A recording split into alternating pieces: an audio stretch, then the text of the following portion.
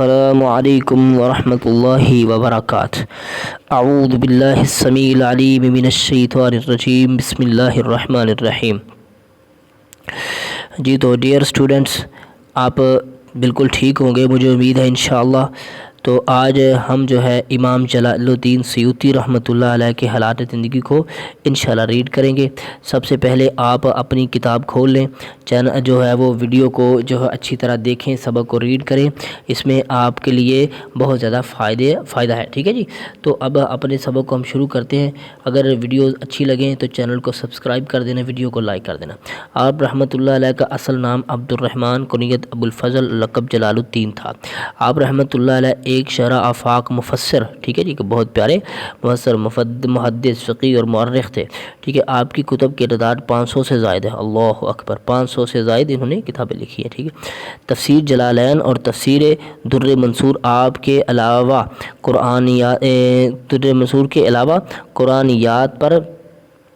قرآنیات پر آپ کی مشہور الاتقان فی علوم القرآن علماء میں کافی مقبول ہے، ٹھیک ہے۔ تاریخ اسلام پر تاریخ الخلفاء امام جلال الدین سیوطی رحمۃ اللہ علیہ کی مشہور زمانہ تصنیف ہے۔ آپ رحمۃ اللہ علیہ کی پیدائش مصر کے قدیم قصبے اسیوط میں 849 ہجری میں ہوئی، ٹھیک ہے۔ اسی نسبت سے آپ کو سیوطی کہا جاتا ہے۔ امام جلال الدین سیوطی رحمۃ اللہ علیہ نے 8 سال کی عمر میں شیخ کمال الدین ابن الحمام، ٹھیک ہے، ابن الحمام حنفی رحمۃ اللہ علیہ کی خدمت میں رہ کر قرآن مجید حفظ کیا۔ اس کے بعد شیخ شمس سیرامی رحمۃ اللہ علیہ اور شمس فرومانی حنفی رحمۃ اللہ کی شاگردی میں رہے اور ان دونوں حضرات سے متعدد کتب پڑھی، ٹھیک ہے جی۔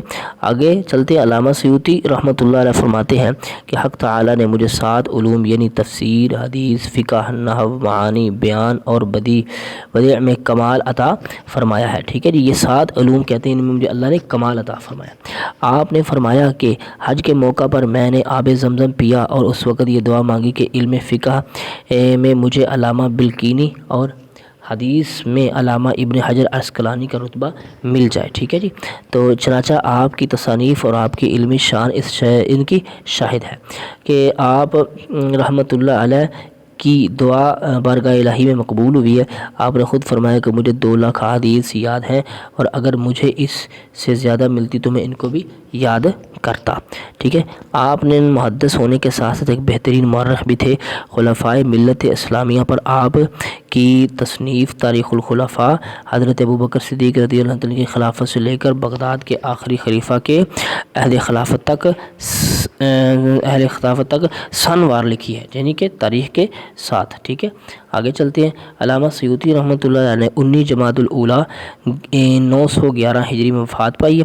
علامہ سیوطی رحمۃ اللہ علیہ کو دنیاوی مال و دولت سے محبت نہ تھی۔ اکثر امراء اغنیاء آپ سے ملاقات کے لیے تحفے تحائف لے کر حاضر ہوتے تھے، آپ کسی کا ہدیہ قبول نہ فرماتے تھے۔ علامہ سیوطی رحمۃ اللہ علیہ حلیم الطبع، ٹھیک ہے جی، حلیم ایک بردبار شخص تھے، فہم و فراست کے حامل اور علم و ادب سے محبت رکھنے والی شخصیت تھے۔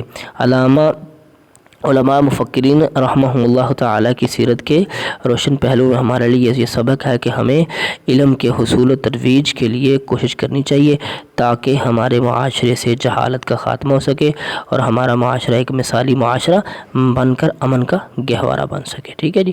اب آگے ہے جی ابن خلدون، انشاءاللہ اس کے بعد یہ بھی ایک بہت بڑے تاریخ دان ہیں، تو انشاءاللہ ان کی حالات زندگی کو ہم اگلی ویڈیو میں پڑھیں گے، ٹھیک ہے۔ تب تک کے لیے آپ اس سبق کو اچھی طریقے سے یاد کریں، تب تک کے لیے اللہ حافظ۔